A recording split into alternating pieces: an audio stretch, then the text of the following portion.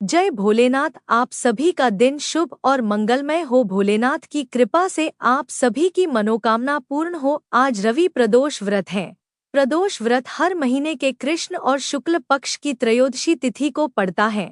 रवि प्रदोष व्रत में सूर्य भगवान और शिव भगवान का प्रभाव रहता है। रविवार के दिन यह व्रत आने के कारण इसे रवि प्रदोष व्रत कहा जाता है। इस दिन किए गए सभी कार्य पूजा सफलता दिलाते हैं। जो लोग प्रदोष व्रत करते हैं वह इस दिन पूजा में कथा का जरूर श्रवण करें। इस व्रत को करने से भगवान शिव प्रसन्न होते हैं और अपने भक्तों के जीवन को सुख, शांति और समृद्धि से भर देते हैं। जो भी व्यक्ति प्रदोष व्रत को नियम और श्रद्धा से करता है उसके सभी कष्ट नष्ट हो जाते हैं। त्रयोदशी के दिन प्रदोष काल में माता पार्वती और भगवान भोले शंकर की पूजा की जाती है। धार्मिक मान्यता के अनुसार त्रयोदशी तिथि के दिन प्रदोष काल में की गई भगवान शिव की पूजा कई गुना अधिक फलदायी होती है। प्राचीन काल में मां पार्वती, देवी लक्ष्मी सहित कई देवियों ने प्रदोष व्रत किया था। इसके प्रताप से धन, सुख, सुविधाएं, संपत्ति, संपन्नता, सफलता और समृद्धि प्राप्त होती है। एक समय सर्व प्राणियों के हितार्थ परम पावन भागीरथी के तट पर ऋषि समाज द्वारा विशाल गोष्ठी का आयोजन किया गया। इस सभा में व्यास जी के परम शिष्य पुराणवेत्ता सूत जी महाराज हरि कीर्तन करते हुए पधारे। सूत जी को आते हुए देखकर शौनकादि 88,000 ऋषिमुनियों ने खड़े होकर दंडवत प्रणाम किया। महाज्ञानी सूत जी ने भक्तिभाव से ऋषियों को हृदय से लगाया तथा आशीर्वाद दिया। विद्वान ऋषिगण और सब शिष्य आसनों पर विराजमान हो गए। शौनकादि ऋषि ने पूछा, हे पूज्यवर महामते, कृपया यह बताने का कष्ट करें कि मंगलप्रद, कष्ट निवारक यह व्रत सबसे पहले किसने किया और उसे क्या फल प्राप्त हुआ। श्री सूत जी बोले, आप सभी शिव के परम भक्त हैं। आपकी भक्ति को देखकर मैं व्रती मनुष्यों की कथा कहता हूँ।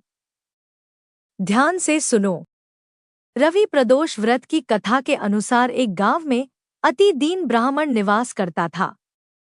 उसकी साध्वी स्त्री प्रदोष व्रत किया करती थी। उसे एक ही पुत्र रत्न था। एक समय की बात है, वह पुत्र गंगा स्नान करने के लिए गया।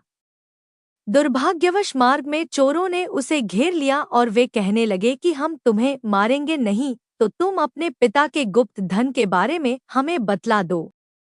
बालक दीन भाव से कहने लगा कि बंधुओं, हम अत्यंत दुखी दीन हैं, हमारे पास धन कहाँ है।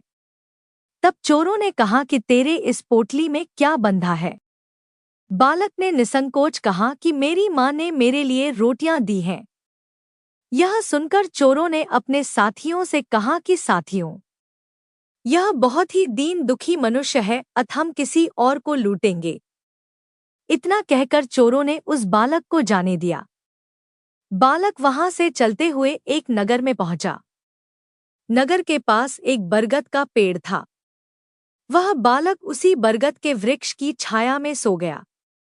उसी समय उस नगर के सिपाही चोरों को खोजते हुए उस बरगद के वृक्ष के पास पहुंचे और बालक को चोर समझकर बंदी बना राजा के पास ले गए। राजा ने उसे कारावास में बंद करने का आदेश दिया। ब्राह्मणी का लड़का जब घर नहीं लौटा तब उसे अपने पुत्र की बड़ी चिंता हुई। अगले दिन प्रदोष व्रत था। ब्राह्मणी ने प्रदोष व्रत किया और भगवान शंकर से मन ही मन अपने पुत्र की कुशलता की प्रार्थना करने लगी। भगवान शंकर ने उस ब्राह्मणी की प्रार्थना स्वीकार कर ली। उसी रात भगवान शंकर ने उस राजा को स्वप्न में आदेश दिया कि वह बालक चोर नहीं है, उसे प्रातःकाल छोड़ दे, अन्यथा उसका सारा राज्य वैभव नष्ट हो जाएगा। प्रातःकाल राजा ने शिवजी की आज्ञानुसार उस बालक को कारावास से मुक्त कर दिया। बालक ने अपनी सारी कहानी राजा को सुनाई। सारा वृत्तांत सुनकर राजा ने अपने सिपाहियों को उस बालक के घर भेजा और उसके माता पिता को राजदरबार में बुलाया। उसके माता पिता बहुत ही भयभीत थे। राजा ने उन्हें भयभीत देखकर कहा कि आप भयभीत न हो, आपका बालक निर्दोष है। राजा ने ब्राह्मण को 5 गांव दान में दिए जिससे कि वे सुखपूर्वक अपना जीवन व्यतीत कर सकें। भगवान शिव की कृपा से ब्राह्मण परिवार आनंद से रहने लगा। जो मनुष्य रवि प्रदोष व्रत को करता है वह सुखपूर्वक और निरोगी होकर अपना पूर्ण जीवन व्यतीत करता है तथा उसके जीवन में खुशहाली आती है।